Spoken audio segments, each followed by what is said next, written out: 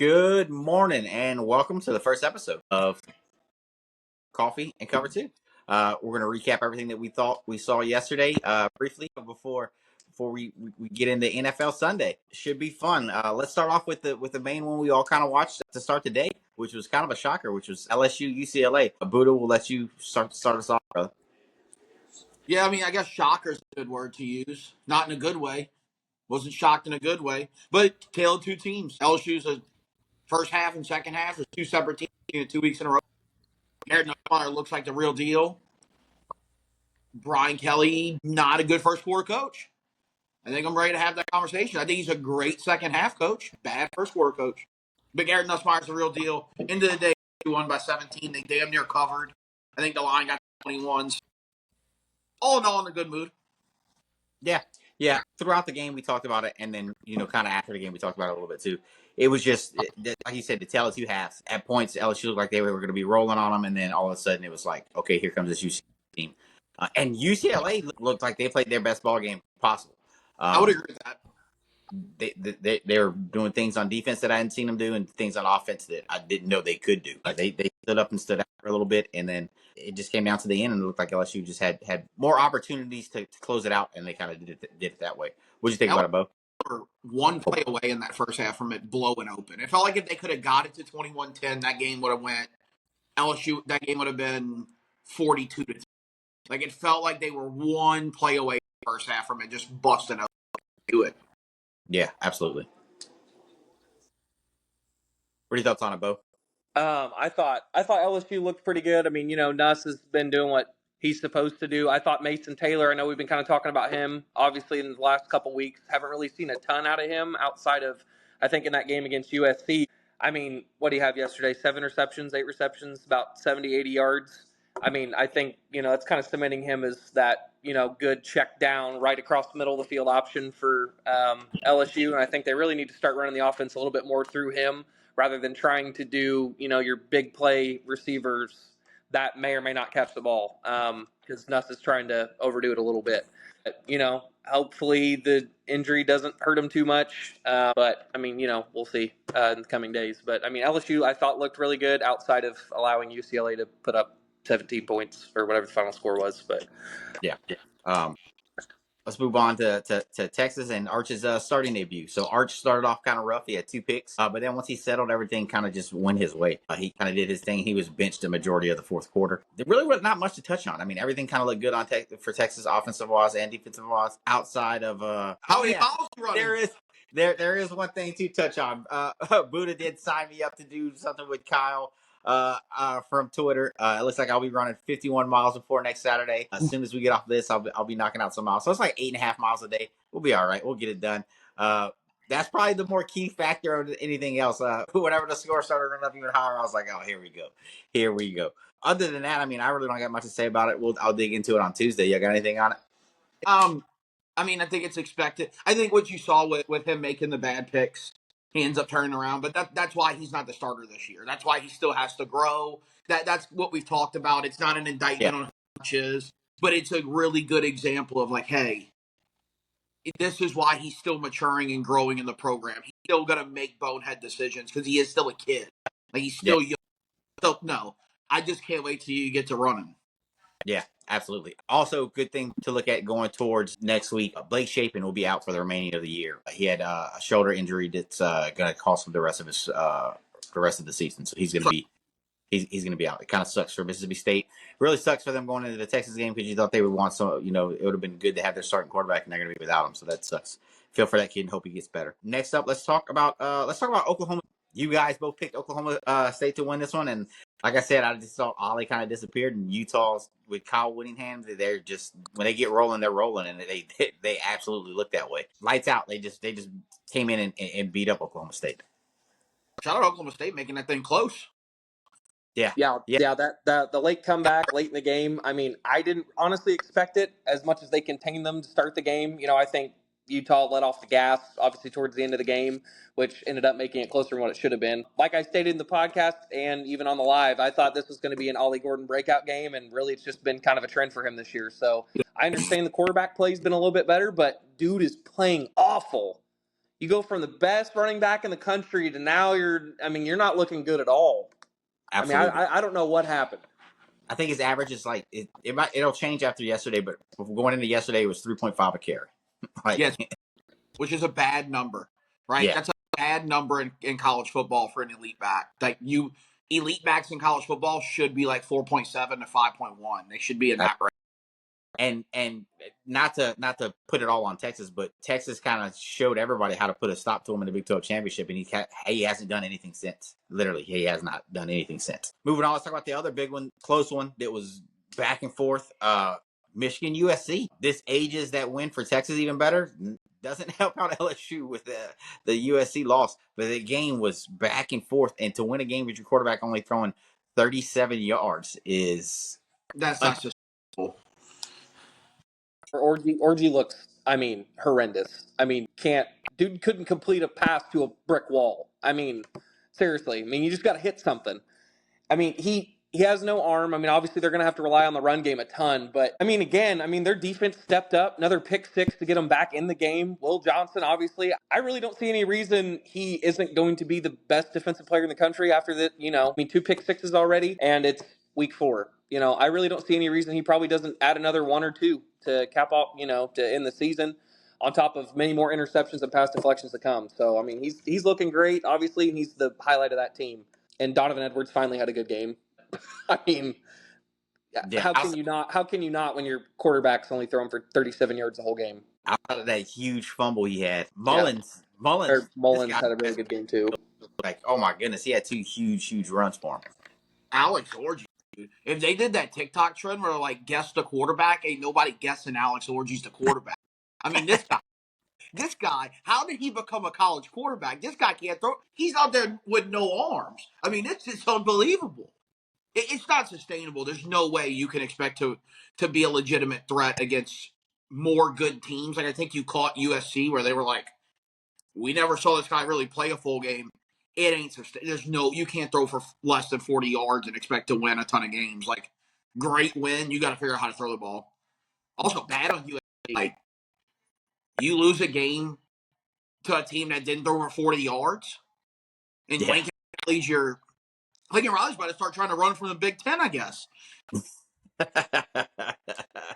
Yeah, that was a very interesting one and crazy how it came out. Let's go on to the next one. Arkansas Auburn. This game turned out to be way better than people thought, but then it also put Hugh Freeze question as is he the guy at Auburn again? Like what is going on there? This dude just can't do anything. Yes, I did see the take. I did see the Bo Wallace take. I do want to dig into that a little bit deeper. We'll do that on Tuesday. But to have a former player come out and just was dragging him. Yeah. And he said it. He kind of said it. And the more you look into it, the more it's true. Hugh Freeze loves to throw his quarterback under the bus. But hey, before we get into Hugh Freeze, shout out Double D Pittman. My man was that seat was on fire. I'm talking they branding his bottom side with that chair, boy. And they should be 4-0. They gave one away to Oklahoma State. They look like rolling. The quarterback's pretty like good. Shout out Mr. Pittman. He was drinking old cold beer. Yes, and everyone was always like, "Oh, he's got to get out of there. He's not a good coach." He turned it around. I guess if you give your guy long enough, he'll figure it out. They look pretty good. I said when I watched them play, that was Pine Bluff in game 1. Yeah. I was like, I feel like they're going to win 7 or 8 games. Like, their quarterback stood out for me. I said when I watched it, I said, "Hey, this Texas Arkansas game is going to be interesting with this quarterback and what he's doing." And they haven't looked bad. They like you said that one mess up with Oklahoma State. Other than that, they look good on all aspects of their game. Who else do we have? Oh, Notre Dame threw their first passing touchdown. How about that? Thank God, about time. So I'm going to go ahead and touch on that a little bit. I think finally Freeman and his staff are kind of finally figuring out how to use Leonard. 16 for 25, 154 yards, nothing spectacular there. He's been doing what he's doing. Team's leading rusher with 143 rush yards, and he ran in 2. So 3 total touchdowns on the day. As long as they can keep doing that, granted, it was like your typical Notre Dame offense for like the last 3 or 4 years when they had Estime last year. All they wanted to do ground and pound the whole time, which worked. But now you have a quarterback that can do that and run a little bit because let's be honest here, Sam Hartman, that didn't work out like it's supposed to. But yeah, the guy who caught the touchdown pass was the guy I've been talking about on the pod like the whole time. So Bo Collins pulled in that touchdown, four receptions, 60 yards of Leonard's 154. I mean, I think he's going to be a number one target. Mitch Evans isn't panning out, I think, like everybody thought. Preseason AP possible top tight end of the year, and he's looking like shit. Other than that, I mean, we're getting good, getting really good pressures on the defensive end. Howard Cross, he's looking great, getting in the backfield, and obviously our secondary's phenomenal as usual. 2 interceptions on Miami of Ohio's QB yesterday. So yeah, I'm just gonna keep rolling, hopefully. So Yeah, absolutely. The other big ones late last night, they were good. We'll start it off with the one that I'm sure a lot of people are tuning in for, especially for my Twitter's exchange last night. Let's talk about OU Tennessee. We'll keep it brief, and I'll just say a few words because I'm going to dig into them on Tuesday. As much as Buddha hates whenever I rag on them so much, No, they deserve it. I'll save it for Tuesday. But OU sucks, plain and simple. And then I'll save my rest of my take till Tuesday because I'm going to dig into them. I'll say this. I think their defense is a lot better than we've given them credit. The defense is pretty solid. Like, the Oklahoma defense is pretty good. The offense is atrocious, gross, like vomit, horrible, horrible. I saw last night when I'm watching the LSU postgame, they're talking about Jackson Arnold, and they're like, and they bring up the old Family Guy deal where it's like, Peter, do you want a boat or do you want this mystery box? And he's like, Lois, I want the mystery box. That's what they did with their quarterback. Like, we had a good quarterback in Dylan Gabriel, and they're like, but what about this Jackson Arnold guy? It's like, guess what, buddy? He's on the bench. And you got this Hawkins kid who looks a lot more fun. Jackson Arnold's got that weird little goatee deal going on. And look, I mean, look, so look, I was back and forth, right? Like trying to watch games, watch post game, and it comes on and I see he's not playing. And I'm like, did Arnold get hurt? And they're like, no, he just benched him. I was like, no. I mean, that offense is horrible. Now, the O-line, we were spot on. I'll give you credit. You were spot on from the after week 1 when they were 3-16. They might have the worst O-line in the country. I mean, it is horrible.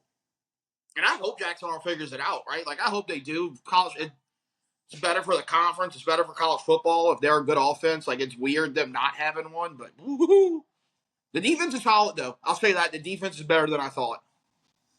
I will touch and say this: the end of that game made it look closer than it was at all. Tennessee was in control of the game. No, I agree with that. All the way up until when they put the other quarterback in, and then it kind of looked like Tennessee kind of let off the pedal a little bit. The kid made plays at the end too, but hey, like I said, I'll save it for Tuesday. Some other late night ones we had. Colorado Baylor. Here's a fun one. So Colorado Baylor, I literally thought the game was over. So did I. So did I, for the record. Yeah, text y'all and said, hey, Baylor beats Colorado. There it is. Turned it off, put on college football, and then Bo texts us and says, Colorado just took it to overtime in the last 2 seconds of the game. Like, what? How do you get that pass off? How do you score? You take it into overtime, and then you still win. You still win. If I'm a Baylor fan, I'm sick. I'm sick. Right? Yeah, and it's Baylor's fault because Baylor controlled the game. The majority of the game, Baylor was just handling them. They had a kickoff return touchdown. They just looked great, and then it came down to the end where they just let them back in it, and Bills won. Well, I mean, I've been high on Shedeur for a while now, and when you got a really good quarterback, you've always got a puncher's chance. Yep, absolutely. And Travis Hunter is phenomenal, dude. I mean, like, oh yeah. He was showing some of his frustrations on the sidelines, which you're starting to see a lot of, which you kind of don't like. But I mean, the kid's a passionate player, stuff like that. He did have the key winning play by jamming that football out and that hit in overtime too. So that was impressive. I mean, I'd be frustrated too if I was playing. If I was that elite of a player, and I look around and I'm like, "Who's this guy? Who's in a parking garage right now?" Yep. And then so I say this one for last: the BYU Kansas State game. BYU came in and just slapped Kansas State around. The reason I say that for last is because they had probably the best Twitter response troll move of the week. I'm not sure if any of y'all saw it, but there was a K-State fan that said he would shove a 7 burrito up his backside if Baylor won. I mean, BYU won. And answered to him on Twitter with just pictures of the victory and the simple quote, "Live Moss."